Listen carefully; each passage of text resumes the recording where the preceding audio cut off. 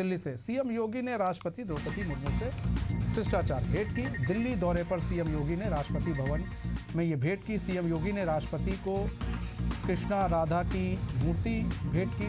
कल राष्ट्रपति द्रौपदी मुर्मू के साथ कई कार्यक्रमों में होंगे शामिल। तो यूपी के सीएम योगी आदित्यनाथ ने राष्ट्रपति द्रौपदी मुर्मू से शिष्टाचार भेंट की है। दिल्ली दौरे पर सीएम योगी ने राष्ट्रपति भवन में ये भेंट की। सीएम योगी ने राष्ट्रपति को कृष्णा राधा की मूर्ति भी भेंट की। कल राष्ट्रपति द्रौपदी मुर्मू के साथ कई कार्यक्रम में होंगे शामिल।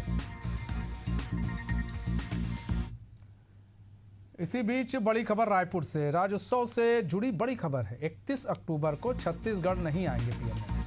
अब 1 नवंबर को रायपुर आएंगे पीएम मोदी। 1 नवंबर को सुबह 9:15 पहुंचेंगे रायपुर। विधानसभा उद्घाटन समेत 5 कार्यक्रमों में शामिल होंगे। तो बड़ी खबर आपको बता रहे हैं रायपुर से, राज्योत्सव से जुड़ी बड़ी खबर। 31 अक्टूबर को छत्तीसगढ़ नहीं आएंगे पीएम मोदी। अब 1 नवंबर को रायपुर आएंगे पीएम मोदी। 1 नवंबर को सुबह 9:15 पर पहुंचेंगे रायपुर। विधानसभा उद्घाटन समेत 5 कार्यक्रमों में शामिल होंगे।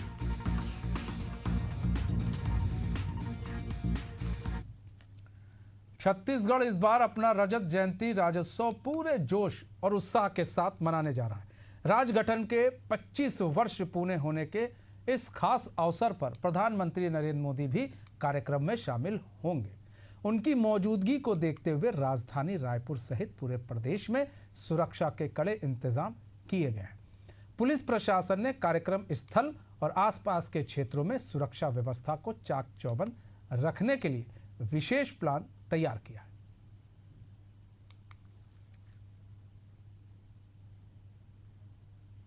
राज्योत्सव को रजत जयंती समारोह के रूप में मनाया जा रहा है, जिसमें मुख्य कार्यक्रम स्थल नया रायपुर में आयोजित होगा। इसके लिए कई प्रमुख वीवीआईपी आमंत्रित किए गए हैं। सभी के आने की बात है। तो 31 तारीख से लेकर के 5 तारीख तक लगातार ये कार्यक्रम चलेगा, जिसमें 1 तारीख को प्रमुख राज्योत्सव का उद्घाटन, 5 तारीख को समापन कार्यक्रम रहेगा। इस दौरान सभी जगहों की सुरक्षा व्यवस्था के लिए हम लोगों के द्वारा सुरक्षा आकलन कर लिया गया है। लगने वाले बल का भी आकलन कर लिया गया है और हम लोग द्वारा पुलिस मुख्यालय से अतिरिक्त बल मांग किया जा रहा है। सभी की तैयारियां जारी है। पन्ना जिले में जिस 150 कैरेट के नायाब कथित हीरे को लेकर हड़कंप मचा था, उसकी सच्चाई सामने आ गई। हीरा कार्यालय में खनिज अधिकारी रवि पटेल, हीरा पारखी अनुपम सिंह और कई व्यापारियों की मौजूदगी में जब इसकी जांच हुई तो पता चला कि यह बेशकीमती पत्थर नहीं बल्कि क्रिस्टलाइन काजेस है, जिसका वजन 137.14 कैरेट निकला है। दरअसल कृष्णा कल्याणपुर पट्टी की हीरा खदान में 5 सितंबर को 150 कैरेट का कथित हीरा मिलने और एक पार्टनर द्वारा उसे हड़पने की शिकायत खदान संचालक जय बहादुर सिंह ने की थी। शिकायत के बाद पार्टनर दयाराम पटेल ने यह चमचमाता पत्थर पुलिस थाने में जमा किया था।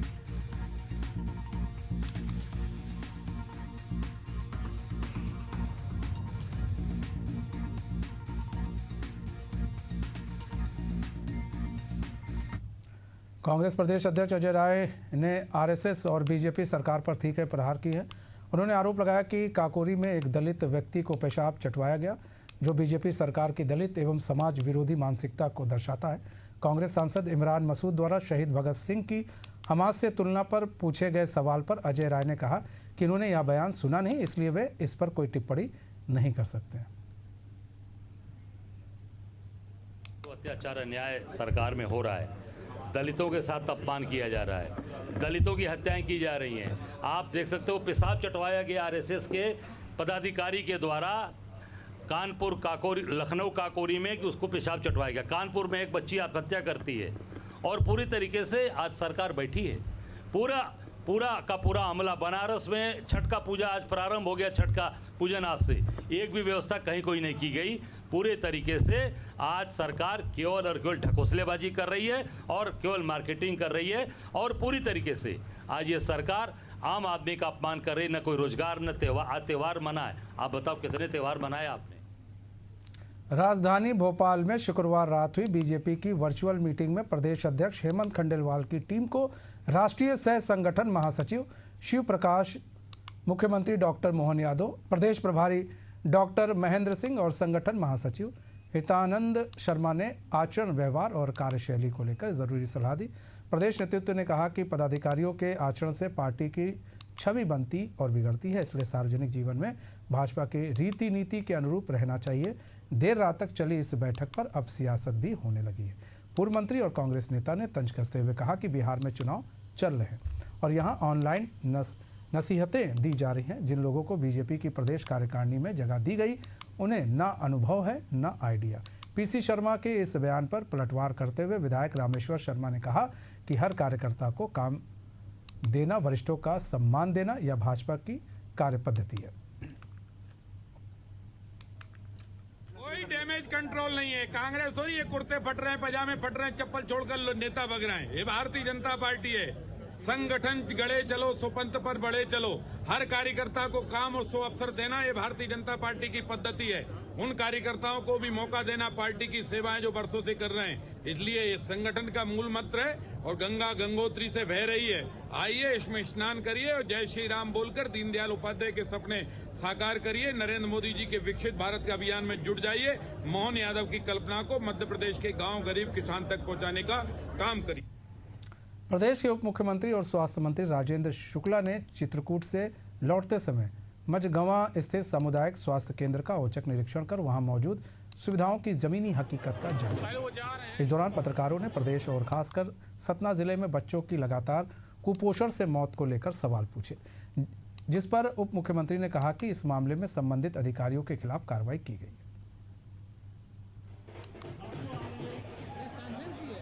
बाबूजी ने बताया कि जगत के कल्याण के लिए, मानव जाति के कल्याण के लिए यदि हम अपना कल्याण चाहते हैं तो हमें भगवान राम के चरणों में जाना पड़ेगा, शरणागत होना पड़ेगा। उनके आदर्श जो चरित्र हैं उनको अपने जीवन में उतारना पड़ेगा। इसी पवित्र उद्देश्य को लेकर वो वर्षों से रामकथा के माध्यम से लोगों को धर्म और सनातन के प्रति आकृष्ट कर रहे हैं। ये यात्रा का भी वही उद्देश्य है। जहाँ जहाँ भगवान राम के चरण पड़े उन्होंने स्वयं बताया है, तो वहाँ पर हम लोग जा रहे हैं, राम कथा करेंगे, फिर श्रीलंका तक जाएंगे, वहाँ से अयोध्या जी जाएंगे। सूर्य उपासना का 4 दिवसीय छठ महापर्व आज से प्रारंभ हो गया। शहर में श्रद्धालुओं की सुविधा के लिए नगर निगम और जिला प्रशासन ने सभी घाटों पर तैयारियां पूरी कर ली। हमारे संवाददाता ने मौके का जायजा लिया।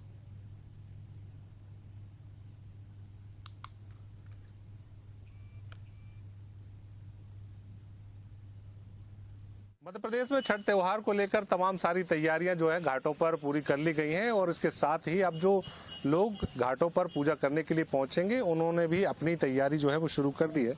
ये राजधानी भोपाल का खटलापुरा घाट है जहां पर लोग पूजा से पहले अपनी तैयारियों में जुटे हुए हैं और जिस तरीके से इस पूजा का महत्व दर्शाते हुए जो जगह है यहाँ पर अपने लिए आरक्षित की जाती है, उसी तरीके का यहाँ पर जो काम है वो लोग करते हुए नजर आ रहे हैं। अपनी जगह अपनी आरक्षित कर रहे हैं और कल से आकर वो यहीं पर अपनी पूजन ध्यान जो है वो यहाँ पर करेंगे। और जिस तरीके से छठ पूजा का जो महत्व है उस महत्व को दर्शाते हुए पूजा जो है लगभग 4 दिन तक चलेगी और उसके बाद जो है सूर्य के अर्घ्य के साथ ये पूजा जो है समाप्त होगी। लेकिन जिस तरीके से राजधानी भोपाल की बात करें तो तमाम सारे घाटों पर चाहे स्थानीय प्रशासन की बात की जाए, जिला प्रशासन की बात की जाए, तो तमाम तैयारियां जो हैं वो की गई हैं। साफ सफाई के साथ साथ साज सज्जा का काम भी तेजी से जो है घाटों पर किया जा रहा है और प्रयास यही है कि जब लोग यहाँ पर पहुंचे तो उनको तमाम सारी सुविधाएं जो है वो यहाँ पर मिल सके।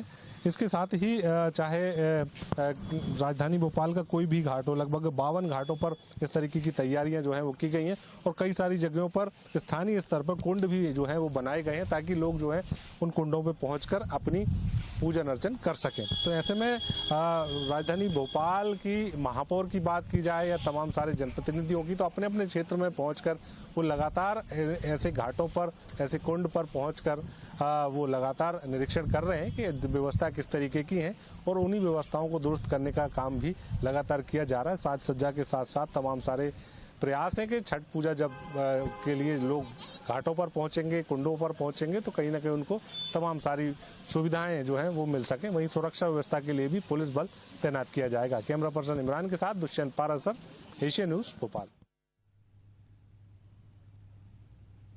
संत एवं प्रसिद्ध कथावाचक मुरारी बापू ने 25 अक्टूबर से चित्रकूट से अयोध्या तक रामवन गमन पथ पर आधारित भव्य राम यात्रा का शुभारंभ किया। यह यात्रा 4 नवंबर तक चलेगी।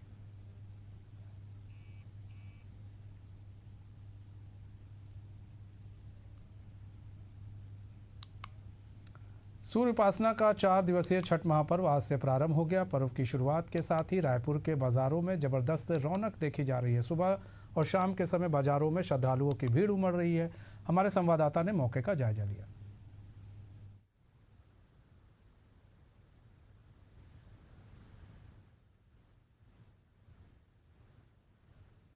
आज है 25 अक्टूबर, यानी कि आज से छठ महापर्व की शुरुआत हो रही है और इसी कड़ी में अभी हम खड़े हैं रायपुर के गोल बाज़ार में, जहां आपको जो छठ महापर्व है उसकी रौनक आपको देखने को मिलेगी। आप देख सकते हैं यहाँ पर टुकनी और सूपे जो होते हैं बांस के, वो आपको बनाए हुए यहाँ पे दिख रहे होंगे, वो यहाँ पे बेचे जा रहे हैं क्योंकि इसका भी महत्व होता है छठ पर्व में।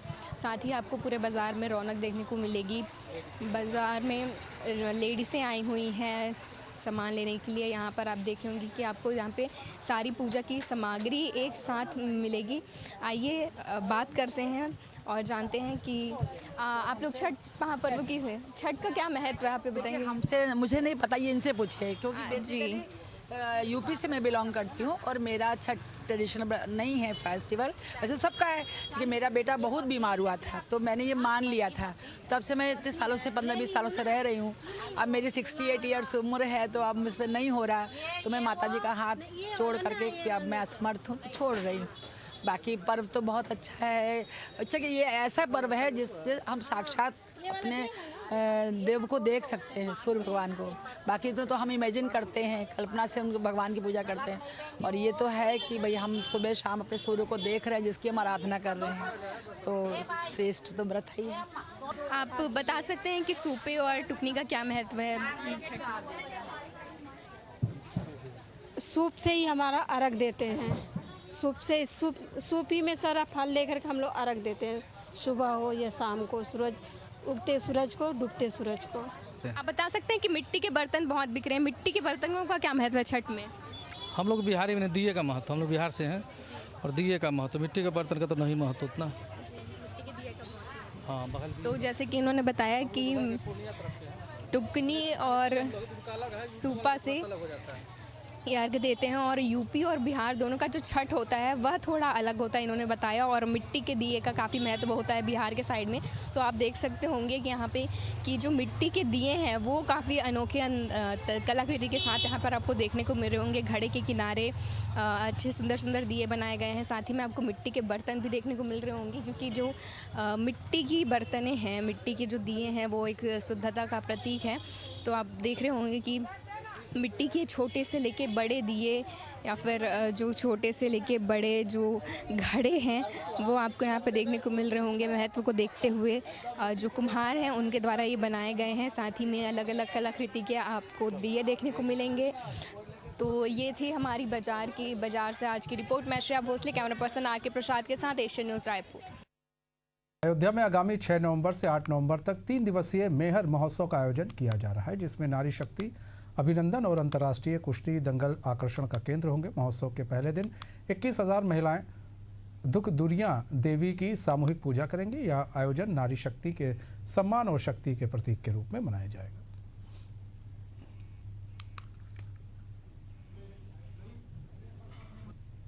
नवंबर को नारी शक्ति बंधन अभिनंदन समारोह है, 7 और 8 को इंटरनेशनल दंगल है।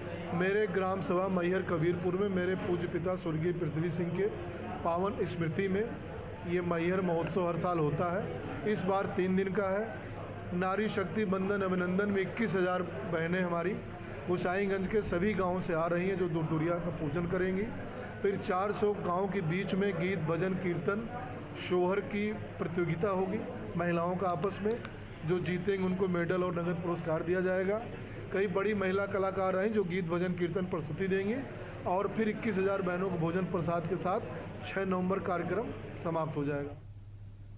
गोरेला पेंड्रा मरवाही में झोला छाप डॉक्टरों के इलाज से 2 दिनों में 12 साल की बच्ची सहित 2 लोगों की मौत हो गई है। इसके बावजूद ये गैरकानूनी चिकित्सक ग्रामीण इलाकों में लोगों का इलाज करना बंद नहीं कर रहे।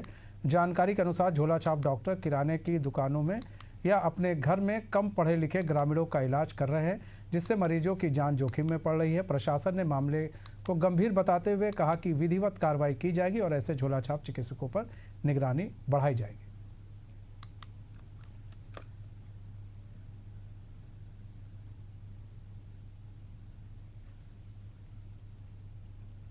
बीमारी रही हुई तब तो कहाँ के यहाँ गांव में इलाज कराए थे नहीं कराए थे? ठीक है कितने दिन चला इलाज?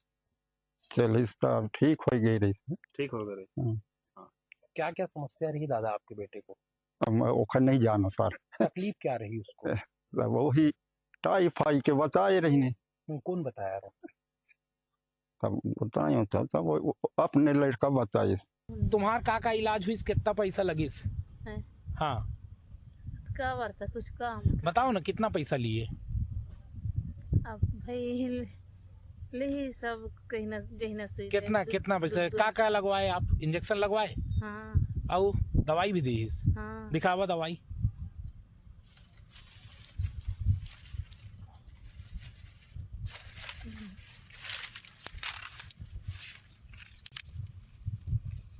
औ है? हाँ, सिरप पूरा दिखावा, सिरप दिखावा।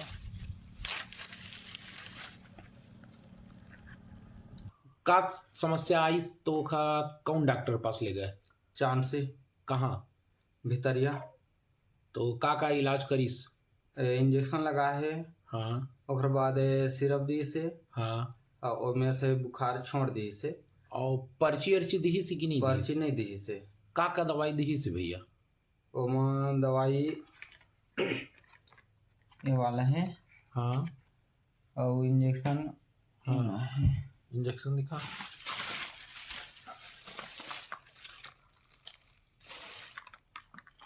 ये दोनों इंजेक्शन है। हाँ। और 2 दिन के दी से। आज तारीख कौन है तो मालूम है? 10 तारीख। तो कितना बजे गए रहता है? लगभग 9 साढ़े 9 के आसपास सवेरे। हाँ। मामला आप लोग के द्वारा सूचना मिली हुई है, तो इसमें जो स्वास्थ्य विभाग है और राजस्व विभाग एवं पुलिस विभाग के जो थाना प्रभारी के स्तर में उसमें संयुक्त कार्रवाई की जाएगी और आपके द्वारा जैसे भी सूचना मिलता है हमारे द्वारा तत्काल वहाँ पे कार्रवाई की जाएगी। पिछले दिनों अगर सब देखा जाए तो 2 लोगों की मौत हो गई। 2 दिन के भीतर 2 लोगों की मौत हुई है झोला छाप डॉक्टरों के इलाज से, लापरवाही पूर्वक इलाज से। कितना गंभीर है सर ये मामला? तो ऐसा गंभीर है, सूचना आप लोग के द्वारा प्राप्त हुई है और कार्रवाई इसमें हम लोग करेंगे। बुरहानपुर के किसानों ने एमएसपी फसल बीमा और केले के दाम न मिलने के विरोध में पिछले 3 दिनों से मोर्चा खोल रखा है, जो आज समाप्त हो गया। धरना आंदोलन के पहले दिन किसानों ने अर्धनंग होकर ट्रैक्टर रैली निकाली और कलेक्टर कार्यालय का घेराव किया। इस दौरान पुलिस और किसानों के बीच धक्का मुक्की हुई, जिससे कलेक्टर कार्यालय के मुख्य द्वार का कांच टूट गया और कुछ पुलिसकर्मी तथा किसान घायल हुए। घटना के बाद किसानों में गुस्सा और बढ़ गया। पुलिस ने इस मामले में नामजद और 80 अज्ञात किसानों पर एफआईआर दर्ज की थी।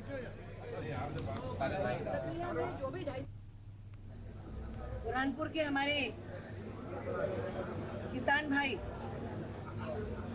सभ्य हैं, सुसंस्कारित हैं, संवेदनशील हैं, अनुशासित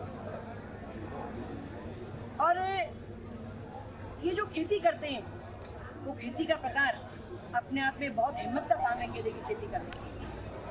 और मेरे साथ में हमारे भाई किशोर भाई, आपके बाकी साथी लोग का है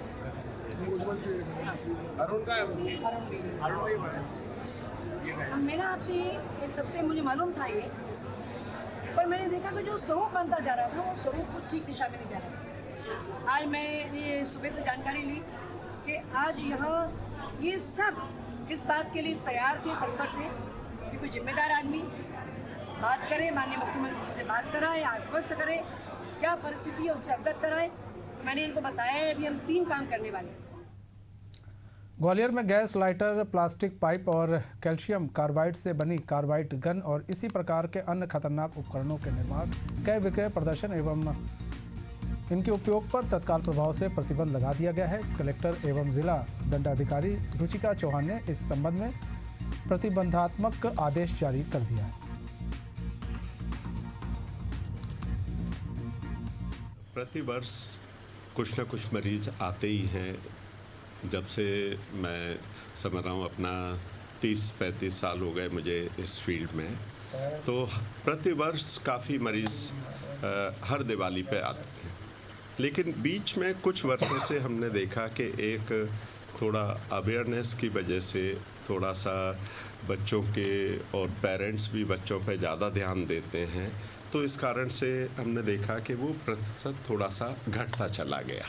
एक विषय संज्ञान में आया था कि सोशल मीडिया पर कुछ ऐसे वीडियोस हैं जो कि ये कार्बाइड गन बनाने की प्रक्रिया को बता रहे हैं, और उसी के फलस्वरूप मध्य प्रदेश के किसी अन्य ज़िले में भी और ग्वालियर ज़िले में भी ऐसे लोगों की सूचना अस्पताल से हमको प्राप्त हुई कि जिनको आँख में सीरियस इंजरी हुई है इस प्रकार के फटाके को यूज़ करने के वजह से, इस प्रकार की इस गन को यूज़ करने की वजह से। तो इसको संज्ञान में लेकर के तत्काल प्रभाव से हमने 163 BNS के तहत एक आदेश जारी किया है, जिसमें कि इसका निर्माण, इसको असेंबल करना, बेचना या फिर यूज़ करना, इसको कम्प्लीटली प्रतिबंधित किया गया है।